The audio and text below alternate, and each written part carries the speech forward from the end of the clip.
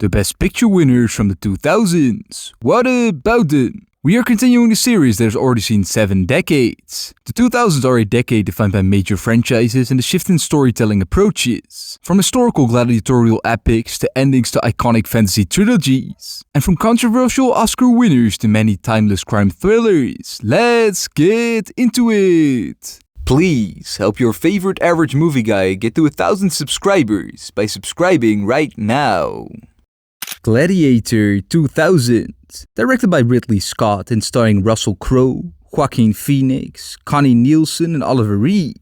The historical epic follows Maximus Decimus Meridius, a respected Roman general who leads Rome's army to victory. Emperor Marcus Aurelius, recognizing Maximus's loyalty and integrity, wishes for him to succeed him instead of his own son Commodus. However, when Commodus learns of this, he murders his father and seizes the throne. Maximus is betrayed and sold into the brutal world of gladiatorial combat, where he plots his revenge against Commodus, seeking justice for his family and the fallen emperor. Audiences and critics praise the film's epic storytelling, intense action, Hans Zimmer's score and Ridley Scott's direction. It also grossed over $460 million worldwide. While some historians pointed out inaccuracies, the film was credited with reviving interest in historical epics. The film was nominated 12 times at the 73rd Academy Awards, winning 5. Best Picture, Best Actor for Crowe, Best Costume Design, Best Sound and Best Visual Effects. It beat Chocolat, Crouching Tiger, Hidden Dragon, Aaron Brockovich and Traffic. While Requiem for a Dream, Darren Aronofsky's harrowing drama on addiction, wasn't even nominated. It is safe to say that Gladiator was pretty much the standout film of the year. While not everyone will be entertained by its glum revenge story, it is still considered a modern classic, and the film's influence on historical epics is undeniable. Despite some historical inaccuracies, it continues to be highly regarded and influential in cinema. Are you not entertained? Are you not entertained? A Beautiful Mind, 2001. Directed by Ron Howard and again starring Russell Crowe as well as Ed Harris, Jennifer Connelly, Paul Bettany, Adam Goldberg, Judd Hirsch and Christopher Plummer. The biographical drama follows John Nash, a brilliant but socially awkward graduate student at Princeton University who develops groundbreaking theories in mathematics. His work earns him recognition and he eventually becomes a professor at MIT. As Nash's career progresses, he is recruited by the US government to help break Soviet codes. However, Nash begins to struggle with delusions and hallucinations. With the support of his wife, he embarks on a journey to distinguish reality from illusion and reclaim his life. The film was widely praised for its performances, storytelling and emotional depth. While some criticized the film for historical inaccuracies, it was a commercial success, grossing over $313 million worldwide. It resonated with audiences for its exploration of genius, mental illness and resilience. The film was nominated 8 times at the 74th Academy Awards, winning 4. Best Picture, Best Director for Howard, Best Supporting Actress for Connelly and Best Adapted Screenplay. It beat Gosford Park, In the Bedroom, Moulin Rouge and The Lord of the Rings, The Fellowship of the Ring. The epic beginning of Peter Jackson's Middle-earth trilogy following Frodo and the gang for the first time. While Spirited Away, Hayao Miyazaki's stunning animated fantasy considered one of the greatest anime films ever, wasn't even nominated. While A Beautiful Mind wasn't the outright strongest film of the year, it is not crazy to say that it was one of the deserving films for the prize. It is still regarded as a well-made and emotionally compelling film. However, some modern audiences view it with more of a critical lens, especially regarding its simplified portrayal of schizophrenia. While it remains a beloved and influential film, some argue that its storytelling choices feel more like a traditional Hollywood drama than a fully accurate biopic. I will not buy you gentlemen beer. Oh, we're not here for beer, my friend. Chicago 2002. Directed by Rob Marshall and starring Renee Zellweger, Catherine Zeta-Jones and Richard Gere.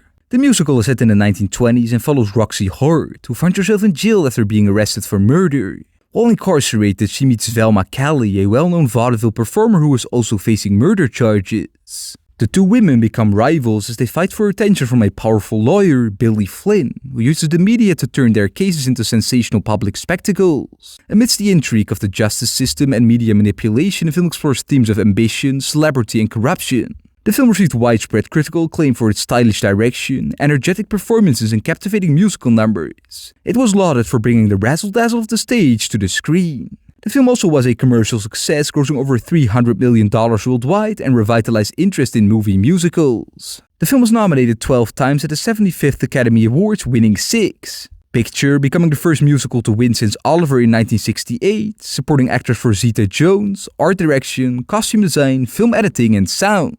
It beat Gangs of New York, The Hours, The Lord of the Rings: The Two Towers, the epic continuation of the fantasy trilogy praised for its visuals and storytelling. And The Pianist, the harrowing World War II drama about a Jewish pianist's survival in the Warsaw ghetto. While City of God, the Brazilian crime drama depicting life in Rio de Janeiro slums, acclaimed for its raw storytelling. And Catch Me If You Can, the charming true story of a young con artist starring Leonardo DiCaprio and Tom Hanks, weren't even nominated.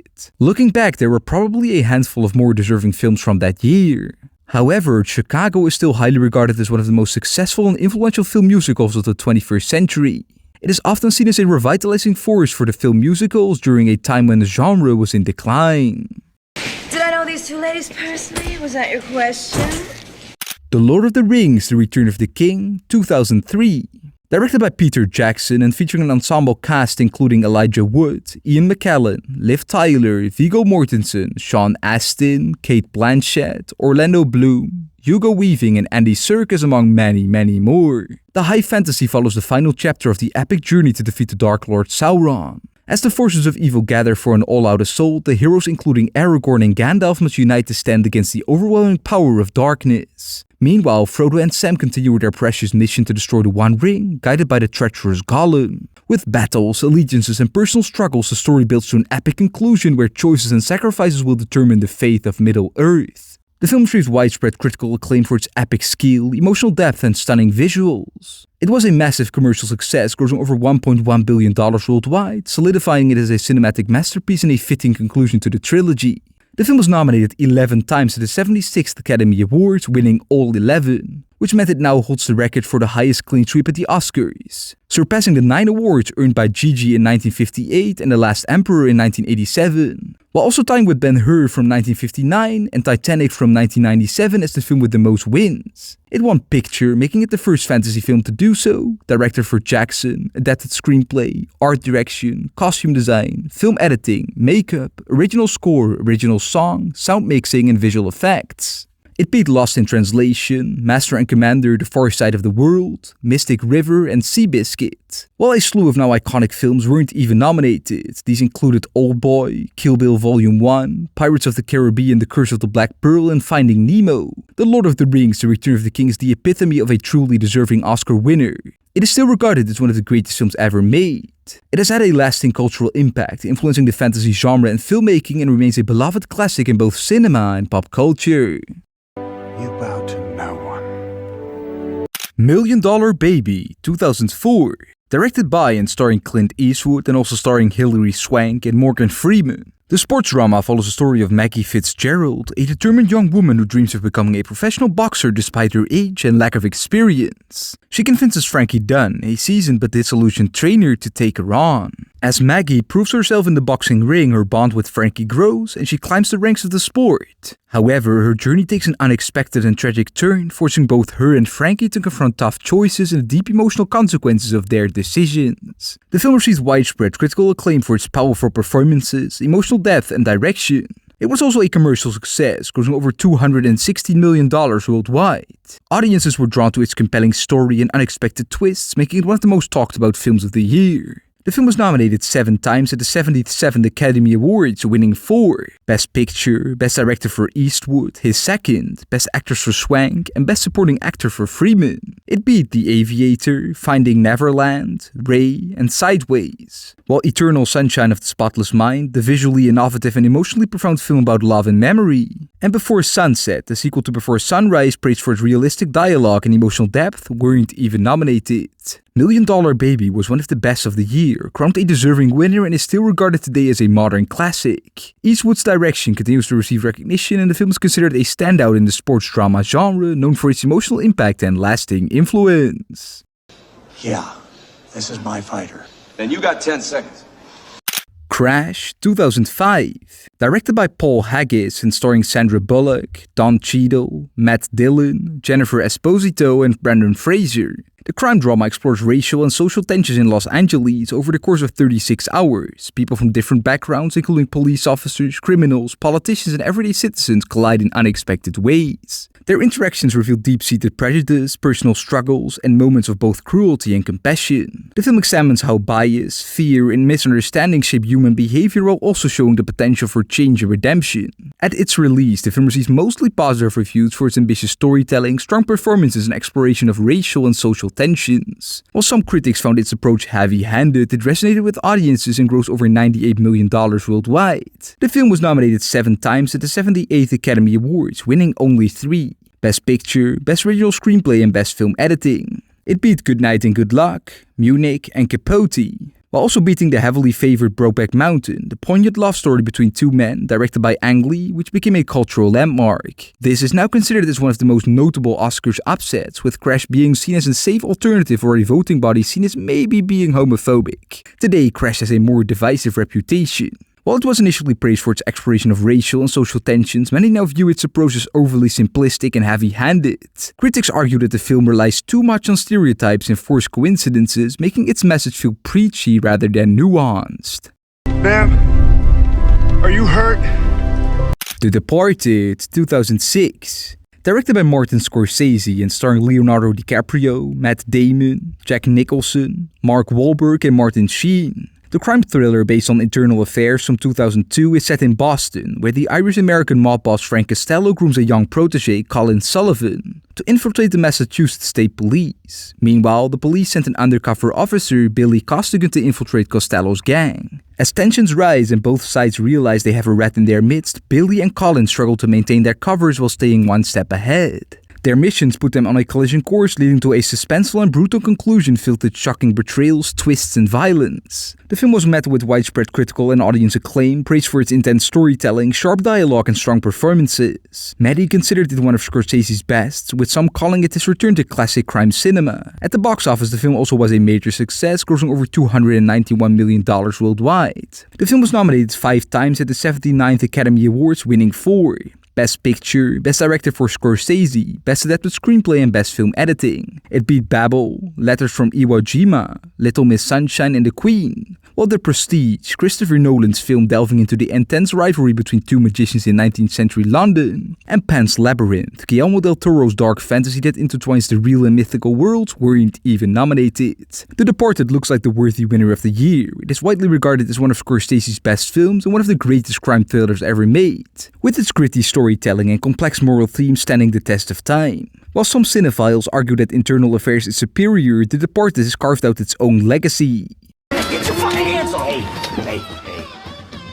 No Country for Old Men, 2007. Directed by Joel and Ethan Coen and starring Tommy Lee Jones, Javier Bardem, and Josh Brolin. The neo-western crime thriller follows a hunter named Lewin Moss who stumbles upon a drug deal gone wrong. After discovering a suitcase filled with cash, Moss takes it, setting off a violent and relentless chase. A hitman, Anton Chigurh, is hired to recover the money and begins hunting him down. Meanwhile, Sheriff Ed Tom Bell investigates the escalating violence and reflects on the changes in his community. As the story unfolds, the lives of these 3 men seem to intertwine, driven by fate, morality, and inevitability of violence. The film received widespread critical acclaim for its intense storytelling, strong performances, and its faithful adaptation. The Coen brothers were praised for their direction, blending existential themes with violence and fate. The film also was a commercial success, grossing over $171 million worldwide. The film was nominated 8 times at the 80th Academy Awards, winning 4. Best Picture, making it one of only 4 Western films ever to win. Best Director for the Coen brothers, Best Supporting Actor for Bardem, and Best Adapted Screenplay. It beat Atonement, Juno, Michael Clayton, and There Will Be Blood. Paul Thomas Anderson's epic about greed and ambition with a powerhouse performance from Daniel Day-Lewis. While Ratatouille, the beloved Pixar film about a rat with a passion for fine cuisine, and Into the Wild, Sean Penn's adaptation of Christopher McCandless's true story, weren't even nominated. No Country for Old Men is a truly deserving winner among some other strong films. It is now regarded as a modern classic, and its influence on contemporary thrillers and its stark existential style have cemented its place as one of the best films of the 21st century. Sir, the most you ever lost on a coin toss. Slumdog Millionaire, 2008. Directed by Danny Boyle and starring Dev Patel, Frida Pinto, Mathur Mittal, Anil Kapoor, and Irfan Khan. The romantic drama is about Jamal Malik, a young man from the slums of Mumbai who unexpectedly makes it to the final round of a popular game show Who Wants to Be a Millionaire. Despite his humble background, he answers all the questions correctly, which leads to suspicion that he may be cheating. As the story unfolds, the film shows flashbacks of Jamal's life, explaining how each question is connected to his past. The film was widely praised for its gripping story and emotional depth. The film's unique narrative, blending flashbacks with the game show format, captivated audiences. While some critics debated its portrayal of India, the film's powerful themes of love, fate, and survival resonated with many, becoming a commercial success, grossing over $380 million worldwide. The film was nominated 10 times at the 81st Academy Awards, winning a Big 8. Picture, director for Boyle, adapted screenplay, cinematography, film editing, original score, original song, and best sound mixing. It beat The Curious Case of Benjamin Button, Frost Nixon, Milk, and The Reader. Or ridiculously, The Dark Knight, Christopher Nolan's superhero masterpiece featuring a legendary performance by Heath Ledger as the Joker. And Wall-E, the heartwarming and visually stunning animated film from Pixar exploring themes of love, loneliness, and environmentalism, weren't even nominated. Slumdog Millionaire wasn't the outright best of the year, but it was among them. It is regarded as a significant film in both Indian and global cinema. While some critiques exist, particularly regarding its portrayal of poverty, the film is still celebrated as an important cultural moment in cinema history. There was no message, there was no message! The Hurt Locker, 2009. Directed by Catherine Bigelow and starring Jeremy Renner, Anthony Mackie, Brian Geraghty, Evangeline Lilly, Ralph Fiennes, David Morse, and Guy Pearce. The war action thriller is set during the Iraq War and follows an elite bomb disposal team tasked with defusing explosive devices in a high-risk environment. The film focuses on Staff Sergeant William James, the new leader of the unit who has a daring and unconventional approach to his dangerous job. As the team faces life-threatening situations, tensions rise between the members. The film explores the psychological challenges of war, the bond between soldiers, and the high-stakes nature of their work. The film received widespread critical acclaim for its realistic portrayal of the Iraq War, gripping direction, and strong performances. It grossed around $49 million worldwide, making it one of the lower-grossing Best Picture winners. The film was nominated 9 times at the 82nd Academy Awards, winning 6. Picture, director for Bigelow, becoming the first female winner ever. Original screenplay, film editing, and sound mixing. It beat Avatar, The Blind Side, District 9, An Education, Precious, A Serious Man, Up in the Air, Inglourious Basterds. Tarantino's World War II film praised for its sharp dialogue, direction, and stand-up performances. And Up, the Pixar animated film celebrated for its emotional depth, storytelling, and stunning visuals. While Fantastic Mr. Fox, Wes Anderson's stop-motion animated film, highly praised for its whimsical visuals and quirky storytelling, wasn't even nominated. The Hurt Locker was among the best of the year, making it a deserving winner. It is still highly regarded today and considered a modern classic in war cinema. It is respected for focusing on the emotional toll of war rather than glorifying it, and remains influential in shaping how war films are viewed in contemporary cinema. You want to go get us some cereal? I'll meet you at the checkout. Okay. Cereal. And there you have it, the Best Picture winners from the 2000s. Now let me ask you, which of these films is your favorite? Do you think they deserve their Oscar, or would you have picked a different winner? Let me know in the comments below, and be sure to subscribe for more videos like these. I have been Dean, the average movie guy on your screen. Big thanks for watching. See you next time. Roll the credits.